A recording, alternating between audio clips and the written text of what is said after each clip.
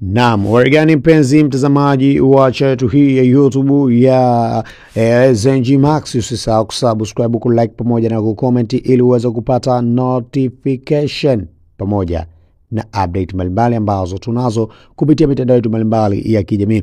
Na kubwa kuliko zaidi tukiangazia ratiba ambayo imeweza kutolewa siku ya leo dhidi ya klabu ya soka Dar es Salaam Young Africans dhidi ya klabu ya soka ya Simba Sports Club ya jijini Dar es Salaam, zote zikiwa mitaa ya Kariakoo. Kuna mengi ambayo yamekuwa kizungumzwa kwenye mitandao mbalimbali ya kijamii, lakini leo bodi ya ligi imeweza kutoa taarifa ambayo ndio ambayo imeweza kutufanya leo tukae karibu na wewe kukufikishia taarifa hii mpya ambayo imeweza kutoka majira haya ya asubuhi. Na taarifa yenyewe ina kichwa cha habari kinachosema kwamba ni hivi: bodi ya ligi yatoa ratiba mpya mchezo wa Yanga na Simba kuelekea dabi Dar es Salaam.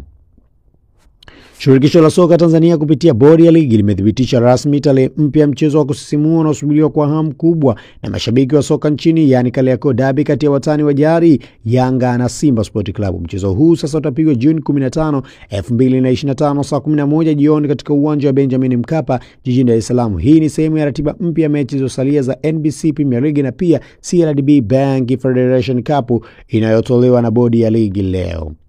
Kariakoo Derby ya msimu huu inakuja wakati ambao kila timu ambayo iko katika mbio za ubingwa zinakaribia ukingoni na kila pointi ina thamani kubwa kwa timu zote mbili. Yanga na Simba wote wameonyesha kiwango kizuri msimu huu na mchezo huu huenda ukawa mchango mkubwa katika kuamua ubingwa wa ligi kuu katika msimu wa mwaka 2024-2025. Kwa mujibu wa bodi ya ligi, NBC Premier League inatarajiwa kumaliza Juni 22 mwaka 2025, huku mashabiki pia wakitazamia kwa hamu finali ya CRDB Bank Federation Cup itakayochezwa kati ya Juni 26 hadi Juni 28 mwaka 2025. Mashabiki wa soka nchini na nje ya mipaka ya Tanzania wanasubiri kwa hamasa kubwa mchezo huu wa watani wa jadi ambao daima huambatana na historia ya heshima na burudani kiwango cha juu. Je, ni nani atatoka kifua mbele katika pambano hili la kifahari?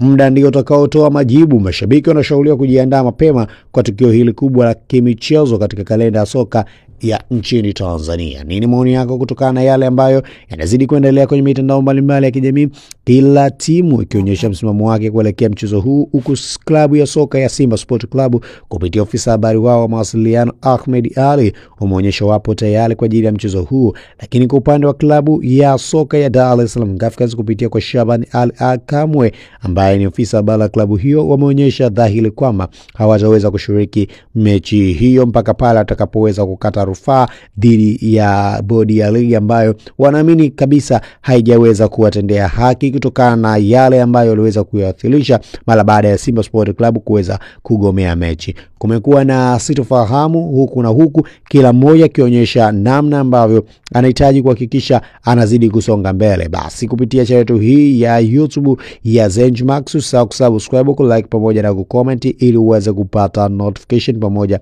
na update mbalimbali. Bye tena, paka wakati mwingine, mimi sina la ziada.